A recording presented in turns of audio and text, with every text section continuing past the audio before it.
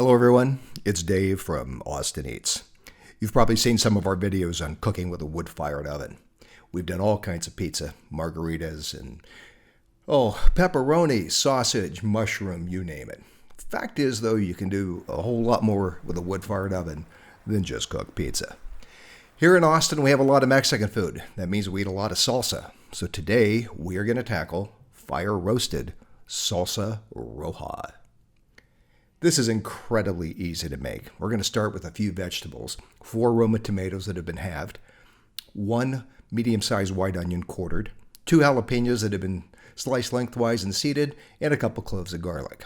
Those are going to go into our cast iron skillet that has a little olive oil on the bottom. We're going to spritz a little oil on the top, and that is ready for the oven. So outside we go, and right into the oven.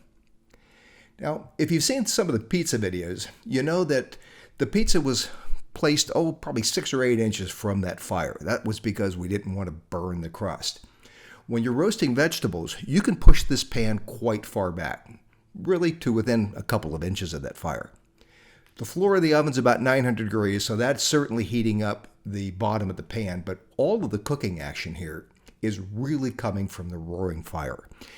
In a wood-fired oven, those logs are all the way to the back, so the flames are rolling up the back and then the roof of the oven. And that is what's providing the intense heat to cook these vegetables. Now, total time on this is really about 8 or 10 minutes. Now, pizza, if you remember, cooked in 90 seconds. That's because the pizza is very delicate. We're getting a lot of radiant heat cooking the dough. When we're doing this, well, it takes a little longer. So just keep stirring the vegetables. You want to get them nice and charred. You could also do this in a very hot broiler in a standard oven, but quite frankly, this is a lot more fun. And it imparts a smoky flavor to the Salsa Roja that, well, you just can't really get in a broiler. So again, after about 8 or 10 minutes, these vegetables are ready to go. You notice the fire is a little bit bigger here. I added a log because, well, it was taking too long and I wanted to get those vegetables done. Well, they're almost there. There they are. That's about what they should look like. And from here, they go right into a blender with a little sea salt and some cilantro, and you have Salsa Roja. Very simple, very tasty. That's how we make salsa in Austin. We are brand new to the YouTube channel, and we've got a lot of great content lined up.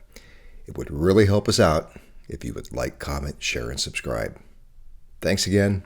See you next time on Austin Eats.